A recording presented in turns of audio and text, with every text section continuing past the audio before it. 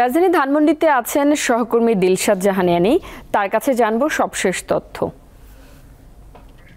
Any, Dhanmondi ৩২ নম্বরের এখনকার অবস্থা কি দেখছেন এবং আইন শৃঙ্খলা বাহিনী কি আশেপাশে আছে? আপনি যেমনটি বলেছিলেন যে গতকাল থেকেই কিন্তু ধানমন্ডি ৩২ নম্বরের যে শেখ মুজিবুর রহমানের যে বাড়িটিতে ভাঙচুর চলছে, এখন পর্যন্ত কিন্তু আমরা দেখতে পাচ্ছি যেখানে ভাঙচুর চালানো হচ্ছে।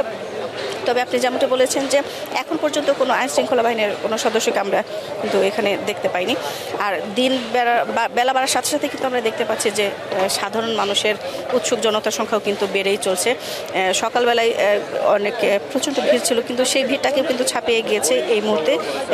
এই দুপুরবেলায় কিন্তু আমরা দেখতে পাচ্ছি শুধু ঢাকা না, আমরা বেশ কয়েকজনের সাথে কথা বলে যে ঢাকার বাইরে আশপাশের যে জেলাগুলো আছে সেখান থেকেও কিন্তু তারা চলে এসেছে। না আপনার মাধ্যমে দর্শকদের জানিয়ে রাখতে চাই যে জুলাই গণঅভ্যুত্থানের গত ৫ ফেব্রুয়ারি কিন্তু স্বৈরতান্ত্রিক যে সরকার ছিল সে তার পতন ঘটে এবং এই অভ্যুত্থানের ৬ মাস ছিল গতকাল। সেই গতকাল রাতেই কিন্তু ফ্যাসিবাদ যে সরকার আছেন, যে ভারতে পালিয়ে গিয়েছেন, তার কিন্তু ঘোষণা আসে যে তিনি তাদের যে দলীয় যে অফিসিয়াল যে ফেসবুক পেজটি রয়েছেন সেখানে বক্তব্য দেবেন। এই বক্তব্য প্রচারের ঘোষণার পরপরই কিন্তু ছাত্র জনতা যারা আছেন তারা কিন্তু অনেকটা বিক্ষুব্ধ হয়ে যান এবং তারই পরিপ্রেক্ষিতে কিন্তু আরেকটা পাল্টা কর্মসূচি আসে এই ধানমন্ডি ৩২ নম্বরের এই বাড়িটি ঘুরিয়ে দেওয়ার। বৈষম্যবিরোধী ছাত্র আন্দোলনের অংশ নেয় অনেক ছাত্র জনতা আর অনলাইন অ্যাক্টিভিস্ট যারা ফেসবুকে আছেন তারা কিন্তু এই ধানমন্ডি ৩২ অভিমুখে বুলডোজার মিছিল এবং মার্চ টু ধানমন্ডি ৩২ কর্মসূচির ডাক দেন। গতকাল রাত ৮টার দিকেই কিন্তু বিক্ষোভকারীরা শেখ মুজিবুর রহমানের যে বাড়িটা আছে এই বাড়ির ফটক কিন্তু ভেঙে ভেতরে প্রবেশ করেন এবং প্রবেশ পথে যে শেখ মুজিবুর রহমানের মুরাল ছিল সেটাও কিন্তু ভাঙচুর করেন। এরপর থেকেই মূলত এই বাড়িটিতে কিন্তু ভাঙচুর চলছে।